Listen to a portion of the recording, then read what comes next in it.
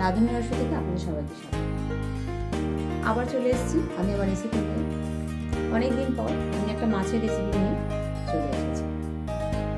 এখন যদিও ইলিশ মাছের সিজন না, তো আজ আমি একটু ভাবে ইলিশ মাছ বাজারে পেয়ে গেছি, তাই সেটাই রান্না করব। একটু ক্যাপসিকাম দিয়ে রান্না করব, আর এটাই আপনাদের সাথে শেয়ার করব। এখানে আমি 5 টুকরো ইলিশ মাছের টুকরো নিয়েছি। আমি লেজাটা নিয়ে নিয়েছি, আপনারা চাইলে লেজাটা বাদ দিয়ে দিতে পারেন। এটা ভালো করে ধুয়ে নুন হলুদ মাখিয়ে একটু লেবুর রস মাখিয়ে রেখে দিয়েছি। সামান্য একটু পাতি লেবুর রস আমি মাখিয়েছি। এখানে ক্যাপসিকাম নিয়েছি, অর্ধেক ক্যাপসিকাম আমি ছোট ছোট টুকরো করে কেটে ধুয়ে রেখেছি। আর 4-5টা ছেঁড়া কাঁচা লঙ্কা রেখেছি, পাকা কাঁচা লঙ্কা মিশিয়ে 4-5টা ছেঁড়া কাঁচা লঙ্কা রেখেলাম। এখানে রেখেছি টমেটো পিউরি, সাদা সর্ষে বাটা রেখেছি 1.5 চামচের মতো, কাশ্মীরি লঙ্কার গুঁড়ো রেখেছি, নুন তো অবশ্যই থাকছে, সর্ষের তেল থাকছে, আর সামান্য একটু চিনি রেখেছি, এটাই দেবো বলে। এই দিয়ে তৈরি হয়ে যাবে আমার ক্যাপসিকাম ইলিশ। আসুন তাহলে রেডি করি। কড়া বসিয়েছি, কড়ায় প্রথমে আমি তেল দিয়ে মাছটা একটু ভেজে নিচ্ছি। এই চামচে 4-5 চামচ তেল আমি এখানে দিয়ে দিই। তেলটা গরম হয়ে গেছে, এবার আমি মাছগুলো ছেড়ে দিচ্ছি।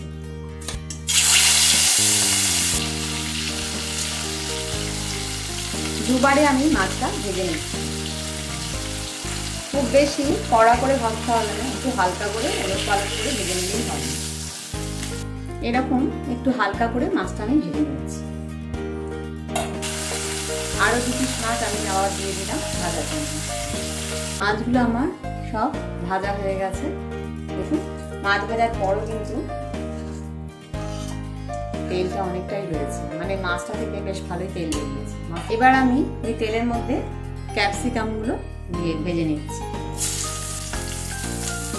ক্যাপসিকামগুলো একটু হালকা করে নেড়ে নিয়ে এর মধ্যে দিয়ে দিচ্ছি সামান্য 1 ফোঁটা নুন দিয়ে আমি সাদা সর্ষে বেটে রেখেছি, সেটা দিয়ে দিচ্ছি।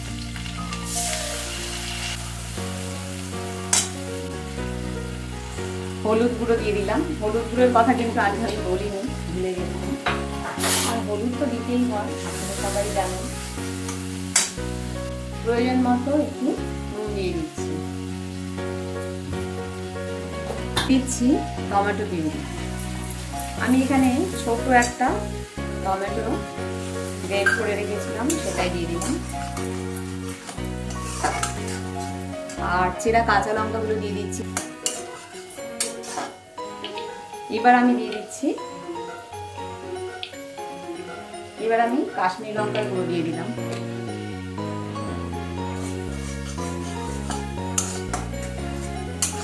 লঙ্কার গুঁড়ো দিয়ে মাছের টুকরোগুলো সব দিয়ে দিলাম। এই টুকরোটা দিয়ে মশলাটা একটু উলট পালট করে মাখিয়ে নিচ্ছি। মাছে একটু জল দিয়ে দিচ্ছি।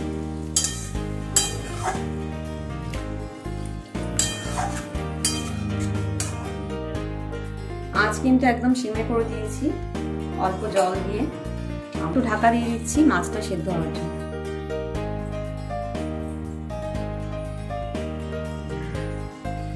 একটু বাদে দেখুন আমি এটা খুললাম। খুব বেশি টাইম লাগবে না, ভাজা মাছ তো, তাই মাছ কিন্তু আমাদের সেদ্ধ হয়েই গেছে। দেখুন, তাহলে আমি এতে সামান্য একটু, দেখতেই পাচ্ছেন, খুব সামান্য মিষ্টি দিয়ে দিলাম।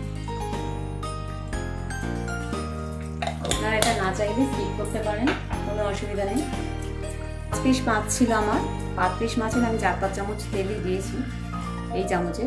আর এই চামচেরই সামান্য 1/2 চামচের মতো একটু সর্ষের তেল উপর থেকে আমি এবার ছড়িয়ে দিই।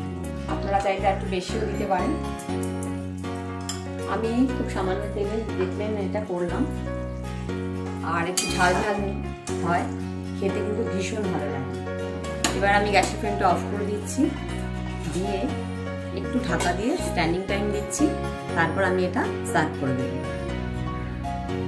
স্ট্যান্ডিং টাইম দেওয়ার পর আমি এটা নামিয়ে নিয়েছি। দেখুন, দারুণ সুন্দর দেখতে লাগছে কিন্তু ক্যাপসিকাম ইলিশ।